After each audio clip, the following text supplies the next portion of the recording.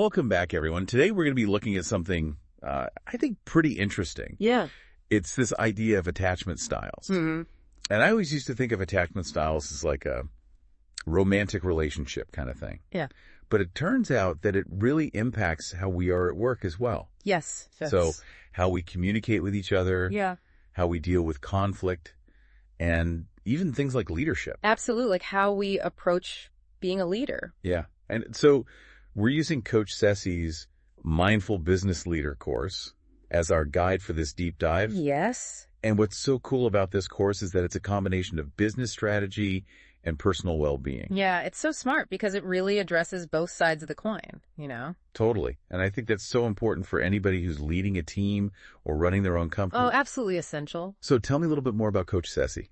So Coach Ceci is known as the entrepreneur's therapist, I love that. and she's a seasoned business therapy coach. I've heard really great things about her work. Yeah, she's phenomenal. And in this course, she really dives deep into how you can use attachment theory to build stronger teams and create healthier work environments. Okay, so let's break this down a little bit. Sure. What are the basic attachment styles?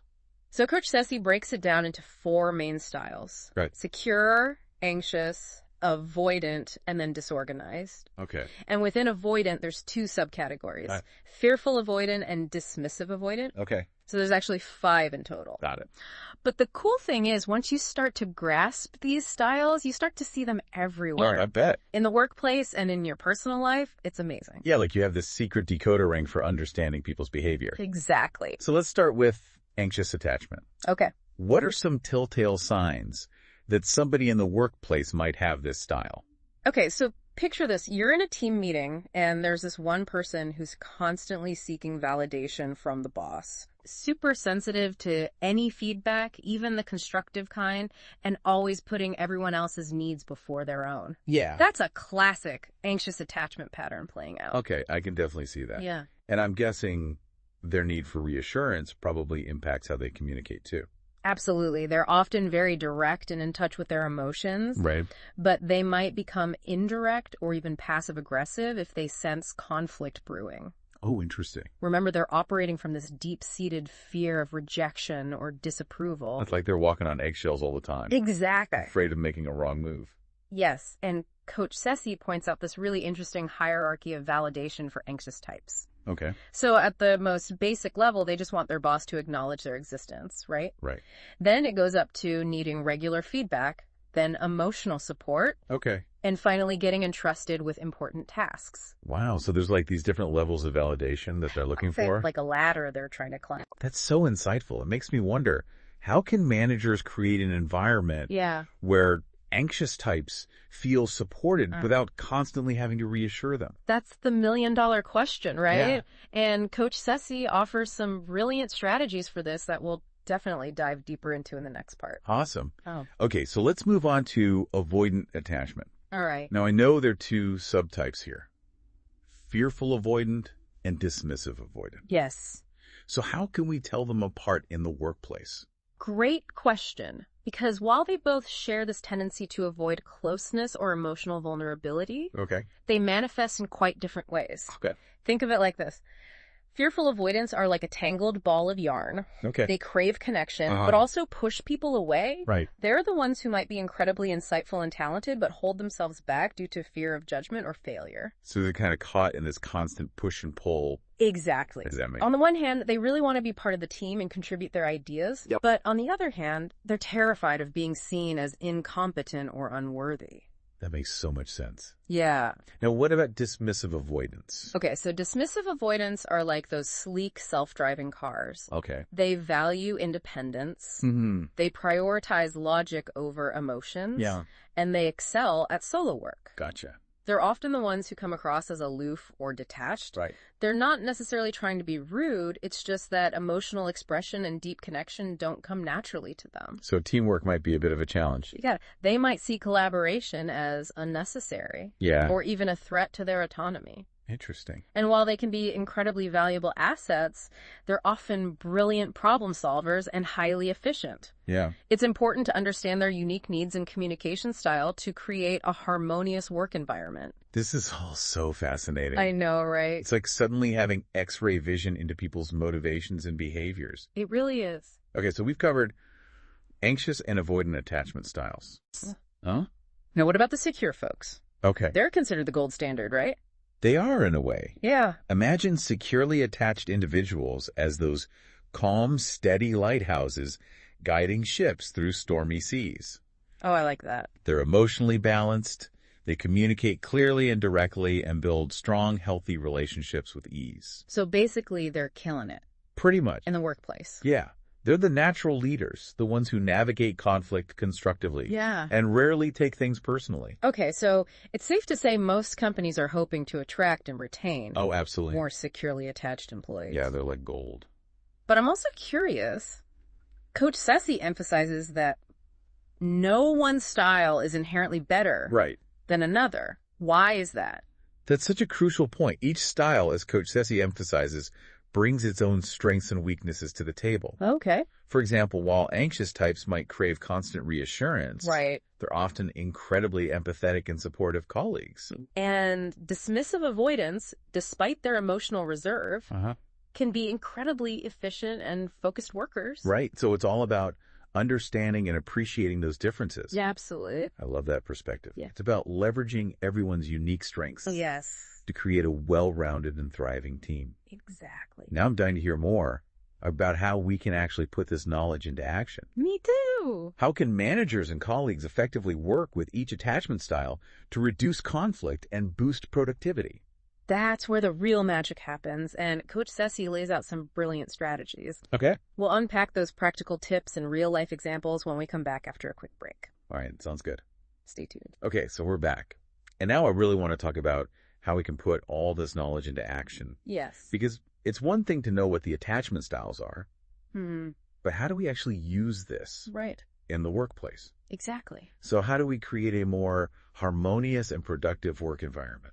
Yeah, well, I think the key is to really tailor our approach to each individual's needs and their communication style. It's Right. like we're speaking different languages. Yeah. You know, what works for an anxious type Uh-huh. might completely backfire with a dismissive avoidant. Okay. And Coach Ceci has some fantastic advice for navigating this. Let's start with anxious attachment then. Sure. We talked about their need for validation and reassurance. Yes. So how can managers best support these individuals Yeah. without getting like bogged down in constant hand-holding? Right. That's the balancing act. Yeah. Well, Coach Ceci suggests focusing on clear and consistent communication. Okay. Think of it as creating a predictable and stable environment. Okay. So, for example, instead of leaving them guessing about deadlines or expectations, Yeah. provide a detailed project timeline up front. Oh, so it's all about reducing that sense of uncertainty Exactly. that can really trigger their anxiety. Yes, and when you're giving feedback, Uh-huh. remember they're hypersensitive to criticism. So instead of just pointing out areas for improvement, Okay. start by acknowledging their efforts and highlighting their strengths. So you're building that foundation of trust and reassurance Right. before you even get to the constructive criticism. Exactly. And it's not about sugarcoating things Yeah. or avoiding difficult conversations altogether. Right. It's just about framing the feedback in a way that feels supportive and encouraging Okay. rather than threatening. Okay. I'm starting to get the hang of this. Good. Now, what about dismissive avoidance? All right. We know they value independence. Hmm. They're not super comfortable with emotional expression. Right. So how do we manage and communicate with them effectively? The key here is respecting their need for autonomy and space. Okay. So Coach Ceci recommends giving them clear objectives, Uh-huh. deadlines, and the freedom to work independently. Okay. Avoid micromanaging at all costs. Oh, totally. Okay. So basically trust them to get the job done Yes, without hovering over their shoulder every step of the way. precisely. And when it comes to communication, keep it concise, Okay. logical, and focused on the task at hand. Yeah. Avoid lengthy emotional appeals or trying to force personal connections. Right. I imagine they would really appreciate that. Oh, absolutely. Straightforward approach. Yes. Now, what about feedback? Okay. They're not exactly known for being super receptive to criticism. Well, remember, they're all about logic and results. Right. So when giving feedback, Okay. focus on concrete facts and data Yeah. and avoid subjective opinions or personal judgment. So instead of saying, I feel like you're not pulling your weight on this project, Right. you might say, hey, I noticed that the deadline for your portion of the project is passed. Is there anything I can do to help you get back on track? Exactly. You nailed it. Okay. It's about keeping it objective and solution-oriented, Okay. which aligns perfectly with their mindset. This is all super helpful. I'm glad. Now, fearful avoidance, Okay. they seem like the trickiest to navigate. They can be. What are some strategies for creating a work environment where they feel safe and supported? Coach Ceci stresses the importance of building trust and predictability. Okay. Remember, they're constantly wrestling with this fear of rejection and betrayal. Yeah. So consistency is key. So things like clear communication, Yes. well-defined roles, Mm-hmm. and sticking to agreed-upon deadlines Absolutely. can make a huge difference. A huge difference. And be mindful of your communication style as well. Okay. Avoid making sudden changes or springing surprises on them. Right, because that can really trigger their anxiety. Exactly, like the rug's being pulled out from under them. Totally. And when giving feedback, be extra sensitive to their fear of judgment. Mm-hmm. Frame your comments in a way that feels supportive and encouraging, Yeah. focusing on their strengths and their potential for growth. So it's like you're walking this tightrope between offering constructive criticism Yes, and reassuring them that they're not a failure. you nailed it. It's a delicate balance. Yeah. But it's crucial for building a strong and trusting relationship with a fearful avoidant. Okay, so we've covered how to work with anxious, Mm-hmm. dismissive avoidant, and fearful avoidant styles. Yes. Now, what about the secure folks? Okay. They seem like they'd be pretty easy to manage. Well, they are generally known for their emotional stability Yeah. and their strong communication skills, Right? which makes working with them a breeze in many ways. Yeah. But Coach Ceci reminds us that even securely attached individuals have needs and preferences. Okay, so it's not like we can just set them loose Right. and forget about them. Exactly. While they might not require constant reassurance or hand-holding, Yeah. they still thrive on clear communication, respectful feedback, Mm-hmm. and recognition for their contributions. So it's about treating everyone with respect and understanding, Yes.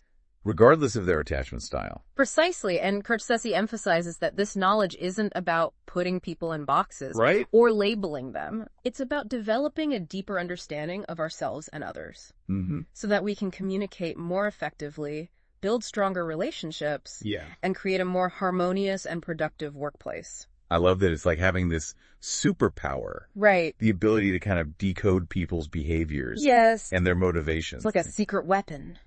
Now, I'm curious too, how can we apply this knowledge to manage our own reactions Mm-hmm. and behaviors at work? Yeah, Because we all have our own attachment styles. absolutely. And that's where self-awareness becomes so crucial. Okay. And we're going to explore those strategies and share some practical tips Awesome. for leveraging your own attachment style for success. Okay. In the final part of our deep dive. And we're back for the final part of our deep dive into workplace attachment styles. Yeah. I have to say, I'm already looking at my colleagues and even my own boss Yeah. through a whole new lens now. It's amazing, isn't it, how a little bit of knowledge can totally shift your perspective. And that's exactly what Coach Ceci's course is all about. It's about empowering us to create more mindful and effective workplaces. So we've covered how to recognize and work with different attachment styles in others. Mm-hmm. But what about ourselves? Yeah. How can understanding our own attachment style help us navigate workplace dynamics and even reduce stress? That's the key question, right? And Coach Ceci really emphasizes that self-awareness is the foundation for everything. Okay. She actually has this fantastic workbook that goes along with the course with all these insightful exercises. I love a good workbook. Yeah, for exploring your own attachment patterns. It's like having a personal roadmap for growth. Exactly. So how do we actually start applying this self-awareness Okay. to our work lives? Well, I think the first step is to honestly assess your own tendencies. Okay. So think back on past work experiences. How do you typically react to feedback? Okay. Do you crave constant reassurance? Mm-hmm. Or do you prefer to work independently? How do you approach conflict head-on, or do you tend to avoid it? Right. It's like holding up a mirror to our own workplace behaviors. Exactly. And then once we see those patterns, we can start to anticipate our own reactions and make more conscious choices. Yes, and that's the power of it, right? Yeah. So for example, let's say you realize you have an anxious attachment style. Okay. Knowing that you tend to seek reassurance and you may be overly sensitive to criticism, Right. you can proactively communicate your needs to your boss or your colleagues Mhm. instead of waiting for them to kind of guess what you need. Try saying something like, hey, I'm really excited about this project and I'm committed to doing a great job. Would it be possible to have a quick check-in midway through to make sure I'm on the right track? That's such a great example of how self-awareness can empower us to advocate for our needs without coming across as needy or insecure. Exactly. Right. And if you identify more with the dismissive avoidance style, you might focus on becoming more aware of how your communication style impacts others. So maybe you realize that you tend to come across as blunt or dismissive in emails, even when you don't mean to be. Right. So instead of just firing off a quick reply, maybe take a moment to consider the tone and wording. Yeah. And add a little warmth or empathy. Right. Like just soften it a bit. Exactly. It's about making those small adjustments that can make a big difference in how you're perceived and how effectively you collaborate with others. Okay. What about those who identify with the fearful avoidance style? All right. How can they use self-awareness to manage their anxieties and create healthier work relationships? Coach Ceci talks about recognizing those self-sabotaging patterns that fearful avoidance often fall into. Okay. So maybe you notice that you tend to push people away when they get too close. Right. Or you constantly fear judgment and rejection. The key is to catch yourself in those moments. Yeah. And challenge those negative beliefs. It's like becoming your own inner coach. Exactly. Recognizing those destructive thought patterns and replacing them with more positive and empowering ones. You got it. And Coach Ceci offers some fantastic tools and techniques for this in her workbook. Okay. She encourages things like practicing self-compassion, focusing on your strengths, and gradually stepping outside your comfort zone to build confidence. That's so powerful. It's like we have the power to rewrite our own internal scripts and create a more positive and fulfilling work experience. We absolutely do. And even those with a secure attachment style can benefit from this kind of self-reflection, right? Of course. Maybe you realize you could be an even better listener or more mindful of how your words impact others. Absolutely. There's always room for growth. Yeah. No matter where you are on the attachment spectrum. This is also inspiring. It is, right? Coach Ceci's course really is like this treasure trove of wisdom for anyone who wants to build stronger teams, communicate more effectively, and create a more fulfilling work experience. And she makes it so accessible and relatable. Yeah. It's not about stuffy academic theories. It's about real-life strategies that anyone can apply. Okay, so as we wrap up our deep dive into this fascinating world of workplace attachment styles, what's like one key takeaway you would want our listeners to remember? I think the most important thing is to approach this knowledge with curiosity and compassion, both for yourself and others. Okay. It's not about judging or labeling people. It's about understanding the underlying needs and motivations that drive our behaviors. Yeah. And once we have that understanding, we can start to communicate more effectively, build stronger relationships, and create a work environment where everyone feels seen, valued, and empowered to thrive.